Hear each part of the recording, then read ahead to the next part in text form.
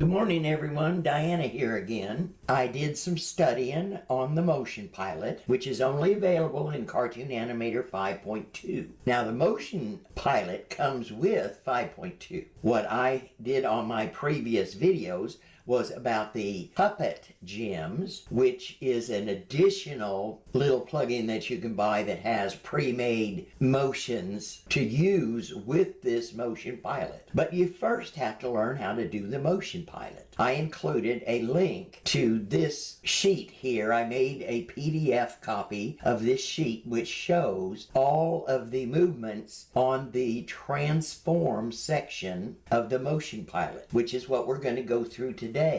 There is so much to learn and so many things, I decided to only do one section at a time. Today we're going to do the transform section. They also have the wave section, the motion section, and the flock settings, which we will do next. I'm going to bring up Cartoon Animator now, and we're going to play with some of these settings to see exactly what they do and how they perform. I'll see you in just a minute. I thought we would start out with something that I thought was quite fun, just to learn a little bit about the Y, Z, and X axis. I want to take this mother ghost and I want to run her around the baby. Now, how would we do that using this new tool? First, we would select a mother. We're going to select the Motion Pilot. We're going to move the Z axis all the way up to 3 and have it on Y, which is your input.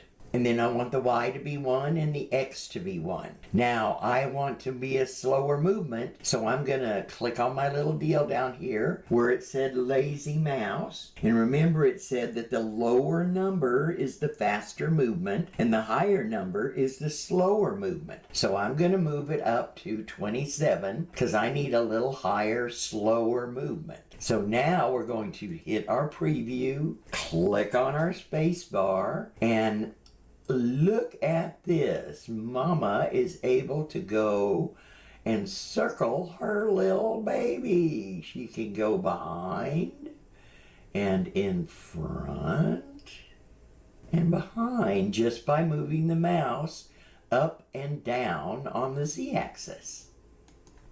And then we hit our space bar.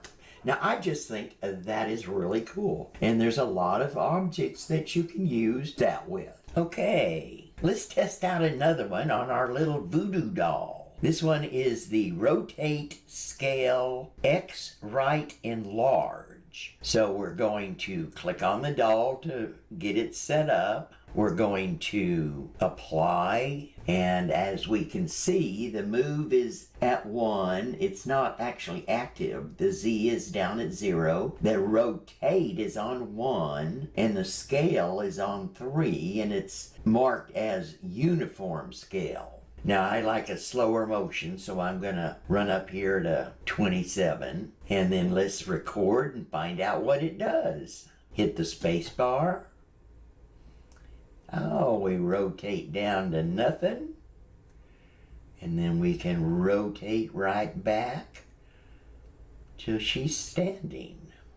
Well, that's kind of cute. Okay, let's go back to the beginning, see what we got.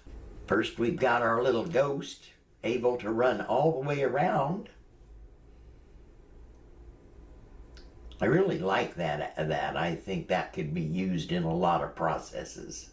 Now we've got our little voodoo doll, and she just, when you click on her, she just goes away, and then you can bring her right back to where she's standing. Isn't that cute?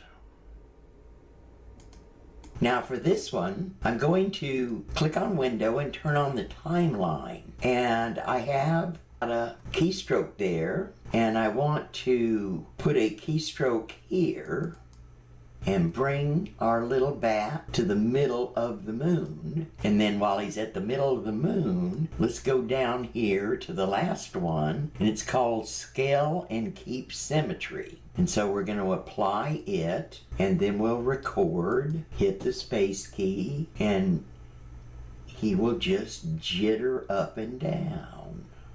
Now I'm sure there's other things we could make it do, but I just wanted to see if we could move it on the timeline. So then we stop recording. Okay, I hope you have a better idea now of how to use the transform section of the puppet profile. I hope you have a great day. See you in the next lesson. Diana.